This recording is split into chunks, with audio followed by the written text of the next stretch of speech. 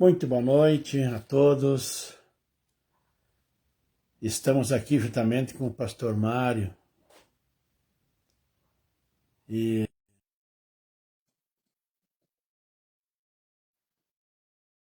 chamando ele para fazer uma...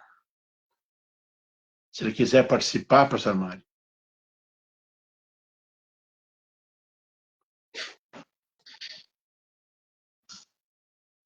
Boa noite, meu amigo. Pastor, como é que tá? Como é que você tá, meu amigo? Que saudade de você, velho. Glória a Deus. Esta noite abençoada, hein? Louvado seja Deus. Aqui choveu e choveu bastante, pastor. Aqui tá 40 graus. Bastante. Só? Calor demais. Aqui tava, mas hoje não tá. Agora tá bom. E daí como é que tá essa nossa Ipuã? Tá ótima. Estamos aqui. Enquanto nós estivermos aqui, vai estar bem, né? Quero já mandar um abraço aí para todos os nossos amigos, pastores, aqueles que chegar, aqueles que vão estar ouvindo, né, a sua live, aí, que vai ser muito abençoada. Vamos participar junto hoje. Um abraço para o povo aí do Rio Grande do Sul, tchê, Um abraço para São Paulo também. Maravilha, que bom. Obrigado pelo convite, pastor Miguel. Durante esse ano nós vamos a São Paulo. Ou o senhor vem ao Rio Grande? Deus proverá. Eu creio também. E Deus vai prover. Eu creio. Eu creio que nós vamos... Sabe por que eu lhe chamei? Oi. Porque se Maomé não vai à montanha, a montanha vai a Maomé. Mas nós louvamos a Deus por esse instrumento, né? Porque a própria palavra de Deus diz que Deus encurtaria a distância, não é verdade? Então, nós aproveitamos o que é de bom, nós retemos o que é de bom. Nós sabemos que nós temos a mídia, nós temos a internet, nós temos os meios de comunicação que servem para... O irmão Elton Borges está na audiência também, nossa. Hein? Pastor, é isso aí. Mas... que serve de maldição. Saudade daquelas lives das 23 horas, hein? Vou começar, daqui a uns tempos eu vou começar. Irmão Elton. Tem que começar de novo, né? É verdade. Aquela, como é que era? A estação 23, a primeira era quebrando as correntes malditas, né? E a estação 23. Das 23 à meia-noite, era boa aquela live. Pois é, no tempo da Covid, né, pastor? E estava assim de gente. Foi no tempo. Esse dia Covid. eu postei no meu Face aí, pastor, não sei se o senhor olhou ou não. Sei que o senhor trabalha bastante.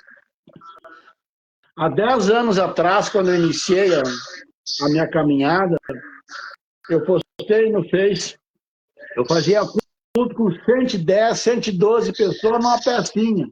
Aí depois você vai lá no meu Face, no Story, lá e vê no pede. Assim, ó. O corredor, nós fechávamos o corredor, botava a cadeira, de tanta gente que tinha. Antigamente, pastor, as pessoas eram mais sedentas para a palavra de Deus. Hoje, devido às circunstâncias, eu analiso assim, ó, devido muitos pastores, não denegrindo a imagem de ninguém, mas hoje o pessoal está correndo atrás de promessas, atrás de profetada. As pessoas não estão mais querendo cuidar da sua alma, da sua salvação, pastor. E isso eu tenho certeza que o senhor também está passando por essa fase aí. Mas a palavra de Deus nos diz, né, que ia chegar esse tempo da comissão nos ouvidos. E o tempo chegou, pastor. O que o senhor me diz? Na realidade, eles estão dando mais ênfase às próprias prioridades da pessoa, da carne, da vontade, né, do dia a dia. E esqueceram-se, né, da das prioridades de Deus, mas, em nome de Jesus, nós continuamos a levar o caminho, a verdade e a vida, né? Que é Jesus Cristo para a vida das pessoas. Para o senhor ter uma ideia, pastor, assim, depois o senhor dá uma olhadinha lá, ou eu vou lhe mandar um print mas está lá no meu Face, há 10 anos atrás. E aí veio uma lembrança que o Face envia, né? Daí eu compartilhei de novo. Então, assim, há 10 anos atrás, num cubículozinho, cento e poucas pessoas sedentas pela palavra. O senhor não ouviu uma mosca. Então, é verdade. As pessoas ali vidradas na palavra. Hoje... Na época que nós estávamos na pandemia, o senhor podia até notar, na época da pandemia, quando nós fazíamos a live, trazíamos uma palavra, louvávamos, muitas e muitas pessoas entravam, ouvia na sua casa, esperando o mais urgente possível que acabasse essa pandemia, essa epidemia, e que voltasse as igrejas a abrir para poder louvar. Mas, infelizmente, não foi da forma e deveria ter sido. Meu as amigo, pessoas, Vicente Gil aí, ó, na escuta. Elas se voltaram para o Egito novamente, né? Então, mas, em nome do Senhor Jesus, que bom que nós estamos aqui. Eu estou aqui com essa oportunidade aí com o senhor. Pode pregar a palavra aí, que nós estamos aqui para receber também.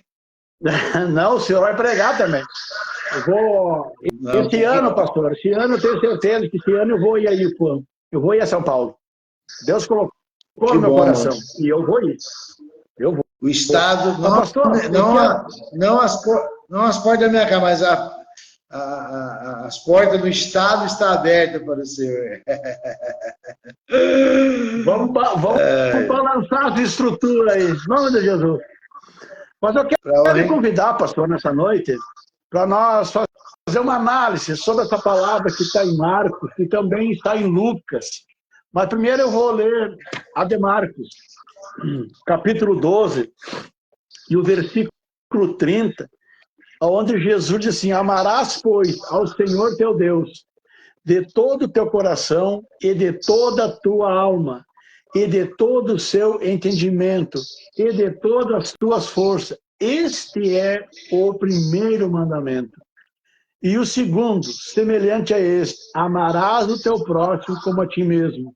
Não há outro mandamento maior que esses. Pastor, vamos fazer assim, vamos analisar essa palavra. Jesus fala aqui que amar a teu Deus de todo o coração, de toda a sua alma, de todo o seu entendimento, de todas as suas forças. São quatro mandamentos num só, você percebeu? Amarás, pois, ao Senhor teu Deus de todo o coração. Dá para pregar sobre o coração, dá para pregar sobre a alma, dá para pregar sobre o entendimento e dá para pregar sobre as forças. Então, assim, professora, muitas vezes nós que somos, como é que eu vou lhe dizer, incumbidos, né, de trazermos a palavra de Deus, muitas vezes nós chegamos num ponto que as lutas, elas tendem a nos vencer, elas tendem a nos tirar as nossas forças. O inimigo, ele é eficaz, o inimigo, ele é astuto, e isso não é eu que digo. Jesus disse: Satanás não se divide. Jesus diz que um reino dividido não se tira, e Satanás, ele é unido, pastor. Hoje eu percebo... e hoje eu percebo, pastor, nós evangélicos, um querendo roer o reino do outro, um querendo destruir. Não, é verdade, doutor. Assim, o senhor não pode ter uma igreja boa, com pessoas boas, que daí eu começo a lhe olhar. Não, mas eu vou ter que tirar o fulano do Mário. Eu vou ter que... Hoje eu vejo isso, pastor. Isso não é amor. Isso é ambição. E eu creio que a ambição Deus não habita. E eu tenho visto, pastor, e o senhor tem certeza que o senhor vê aí também, pessoas que se dizem evangélicas, pessoas que se dizem conhecedoras da palavra, elas não querem seguir a palavra, elas querem seguir o profeteiro, aquele que fica que nem um Exu Caveira no altar, ó, tudo torto, profetizando, mentindo, exaltando o seu próprio nome. Até esse dia eu estava num lugar, agora foi sábado, eu estava em São Nicolau, e aí uma pessoa me falou, disse, tu não tem hora para vender, pastor? Não tenho. Até eu tinha. Aí diz ela assim, a pessoa, só escuta essa. Que preço tu vendo óleo, pastor? Eu digo, a 5. 5 o quê? Eu digo, R$5. Ela deu risada, eu paguei 25. Entendeu? Eu cobrava R$5 um óleo, ficava com vergonha. Aí a pessoa diz que paga R$25 e se achou assim, sabe, que ela estava nada contra esse pagamento. Mas onde é que está o amor de Deus na exploração? Onde está o amor de Deus, pastor? Eu ser seu membro e querer ele sacanear. Então, assim, pastor, eu gostaria que você falasse sobre o segundo ponto, que diz assim, ó, amarás o teu próximo como a ti mesmo. Será que existe isso hoje, pastor? Existia, eu sei que existe, mas ele é de um todo ou é a fachada? Pastor? Fala, pastor. Então, pastor, eu gostaria, sim, por exemplo, já que o senhor me convidou, em nome de Jesus, que nós estamos nesse analisando a palavra de Jesus, e quando ele diz, amarás o Senhor teu Deus de todo o teu coração, eu creio assim, sabe, que a partir do momento, minha opinião, que nós colocamos o nosso coração, né? Porque na realidade, quando fala amar a Deus de todo o coração, o que representa isso? Qual que é essa representatividade nesta palavra que Jesus ele está dizendo? Quando o senhor falou para mim sobre essa palavra, eu falei, eu vou dar uma opinião, dentro daquilo do meu conhecimento e acrescentar algo que aquilo que o senhor também está. Nós estamos aqui para, como se diz, realmente a pessoa ela colocar a vida no coração de Deus, porque hoje a vida das pessoas está nas suas emoções, está nos seus desejos. Então, quando fala do coração, eu digo assim, o que representa, né, esse coração, o nosso coração. Quando Jesus estava falando, eu creio que a visão dele estava assim, olha, você tem que amar a Deus, o Pai de todo o seu coração, quer dizer, você tem que tirar suas emoções, você tem que tirar os teus desejos, as tuas vontades da carne, do homem, e começar a buscar a vontade do Pai, a vontade de Deus. Então, quando nós começamos a ver isso, então nós começamos a nos perguntar, né? Será que realmente as pessoas estão preparadas para deixar os seus desejos, as suas vontades? Será que as pessoas estão preparadas para, como diz, rejeitar, renunciar às tuas emoções? Então, a pergunta que se faz é essa, no meu entendimento. Será que a pessoa está desejando realmente a Deus? Será que essa pessoa está querendo realmente estar com Deus, será que essa pessoa está querendo realmente desfrutar de Deus? Então eu vejo sim,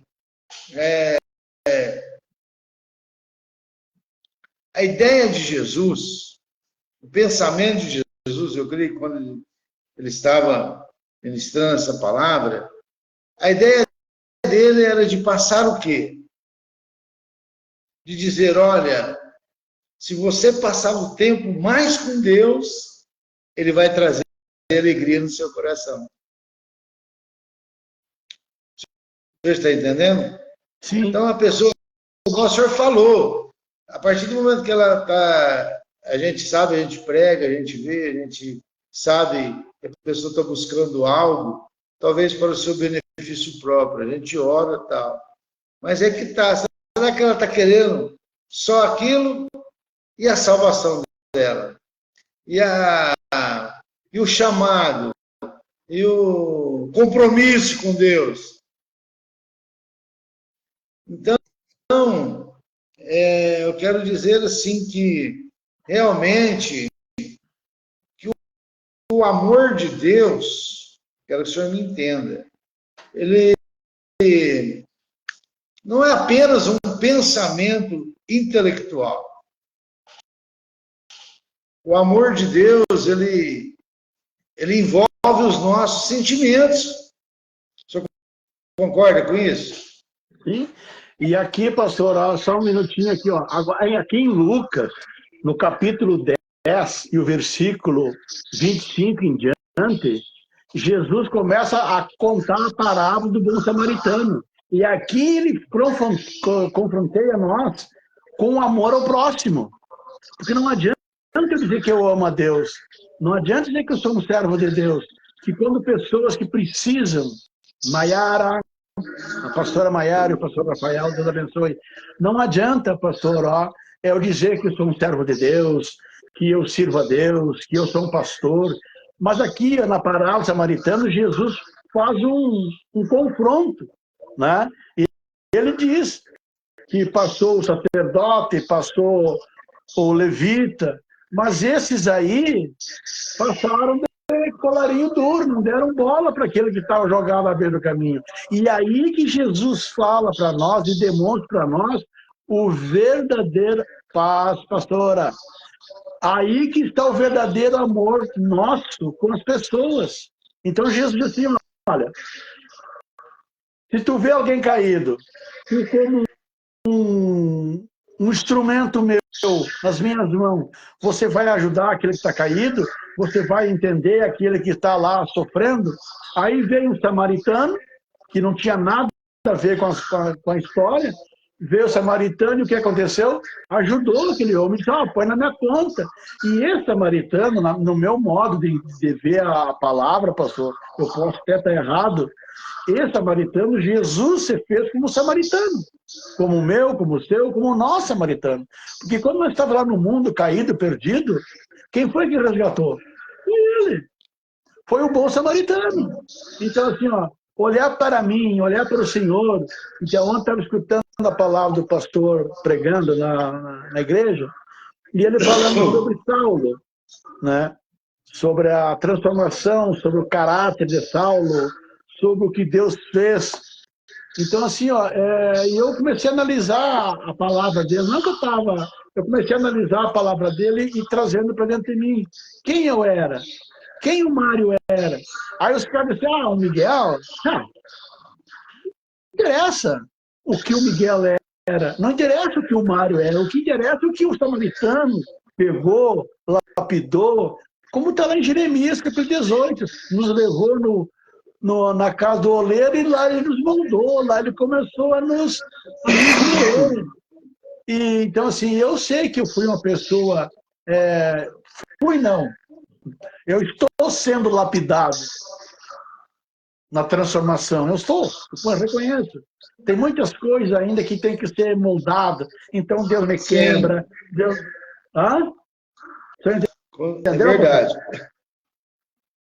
Mas eu digo assim, sabe, pastor, tirando por nós, Eu digo que esse amor de Deus foi aquele amor incondicional em relação a nós. Você está entendendo? Porque Sim. Ele nos amou primeiro. Ele nos amou. É? Então, eu creio, sim, que assim como Deus tem um amor condicional para os perdidos também. Não é verdade? Sim.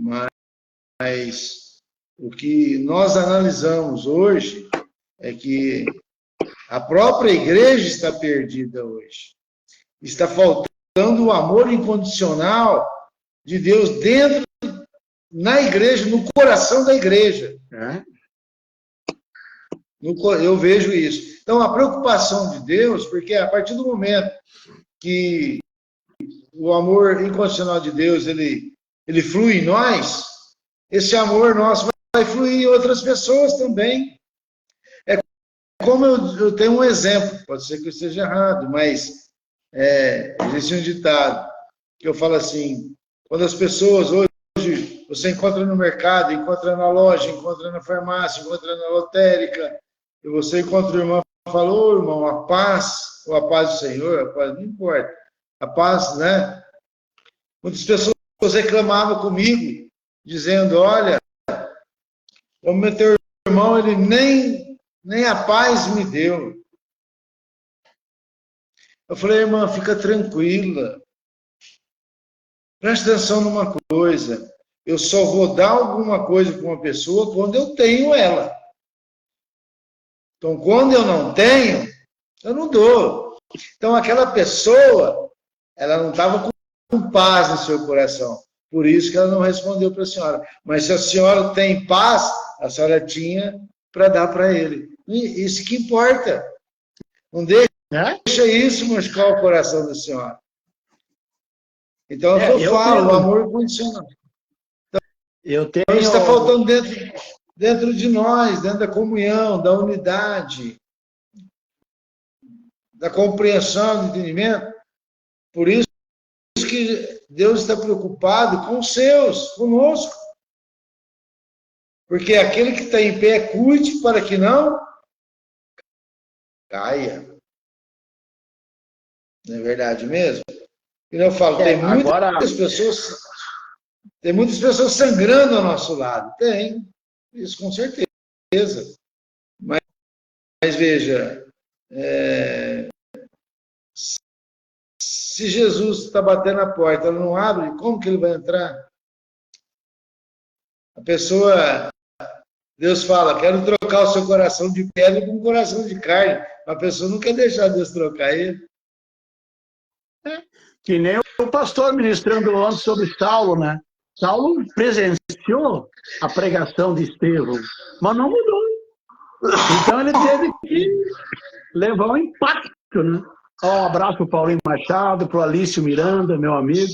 Eu estava vindo de São Nicolau e estava assistindo, pastor, o programa desse cidadão aqui do seu Alício, e ele dando um testemunho sobre o filho dele.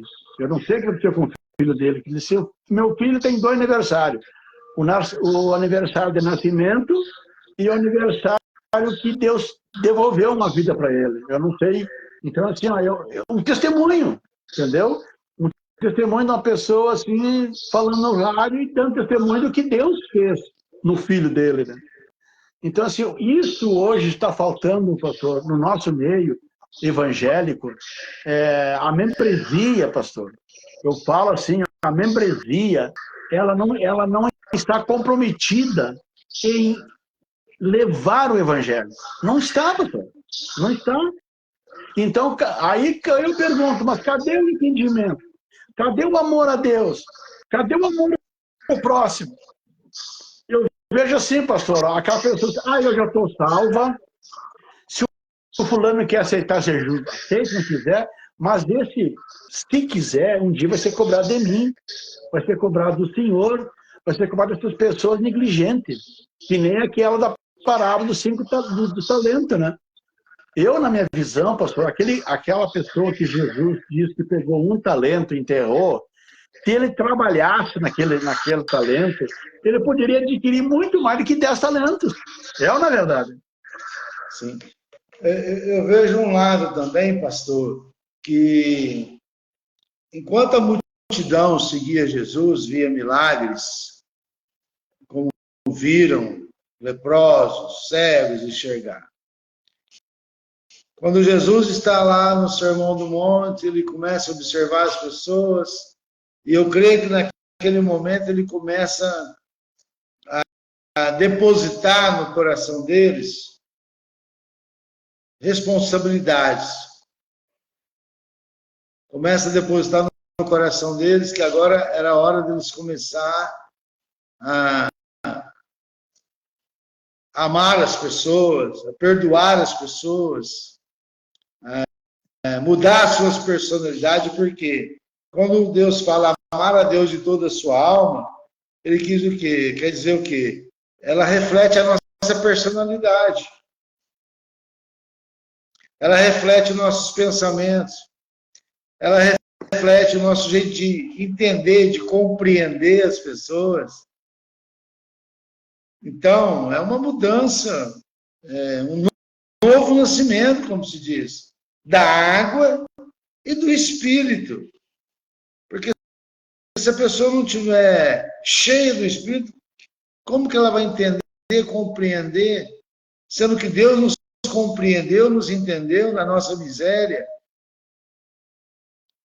Como na miséria, Deus reciclou nós, porque Ele não tem o mesmo pensamento, o mesmo entendimento. E às vezes nós julgamos as pessoas, porque, né, achamos as pessoas difíceis. Sim, no momento, sim. Mas como Deus nos amou de tal maneira? Foi pelo teu espírito de amor, pelo teu espírito de paz, pela tua graça, pela tua misericórdia. Então, amar a Deus sobre todas as coisas é algo muito profundo. Mexe com o nosso coração. Jesus estava mexendo com o nosso coração, mas não queria só um coração, ele queria que mudasse, transpassasse, chegasse à nossa alma também. Porque a nossa alma viverá, mesmo nós estamos mortos, não é verdade? O corpo vai ceder. Então, é a profundidade de Deus. Começa o coração, começa a trazer alegria em nós, começa a trazer prazer em nós, começa a dar uma formosura no nosso rosto, que as pessoas veem que você é diferente, você está alegre. Mas se a nossa alma não estiver preparada, é aquilo que o Senhor está falando. Não falou na palavra que Jesus era a pedra, a pedra da esquina que foi rejeitada? É. A rejeição, se a minha alma não estiver preparada, eu posso até rejeitar aquele necessitado, eu posso rejeitar aquele bêbado, eu posso rejeitar aquele... Eu não fui rejeitado. Então, por isso que ele mexe na nossa alma. Porque a nossa alma se abate. A nossa alma, muitas vezes, ela se entrega ao fracasso, à nossa desistência. Sim ou não? É. O senhor pode ser uma pessoa boa de coração. Quantas vezes nós vemos pessoas, nossa, aquela pessoa é uma pessoa boa de coração, mas é uma pessoa que no fundo da alma dela é uma pessoa amargurada. É uma pessoa outra coisa, que... Outra coisa, pastor, que eu analiso é como é que uma pessoa doente vai curar a outra doente. E hoje, pastor, eu percebo que tem várias, o senhor sabe disso, vários pastores doentes. E como é que uma pessoa doente espiritualmente, ela vai trazer refrigério para alguém? Eu acredito que não tem como trazer. Pode se esforçar, pode trabalhar, mas o fluir não vai fluir. Então, assim, nós temos que, por isso que... Oi? Veja bem, eu vejo assim que Quando Deus fala de toda a nossa alma também, o que acontece? É uma relação nossa com Deus, o que faz mostrar a nossa identidade. Não é verdade? As pessoas. Agora, sobre isso, pastor, é algo misterioso que, se eu falar para o senhor, tem coisa que a gente não tem resposta. Com certeza. Se o senhor fizer essa pergunta para mim, eu vou dizer, pastor, eu não posso te dar essa resposta, porque eu não sei como que é o coração de Deus e essa pessoa está com Deus. Está entendendo? Mas, por outra parte, eu vejo assim, se o senhor está uma pessoa triste, se o senhor está uma pessoa desanimada, se o senhor está uma pessoa que nós já chegamos a esse determinado ponto, que Deus nos restaurou. Mas se você encontrar uma pessoa que está desanimada, que está triste, mas se você, mesmo no seu estado, abençoar aquela pessoa, o senhor será abençoado. É? Mas assim, o senhor está entendendo?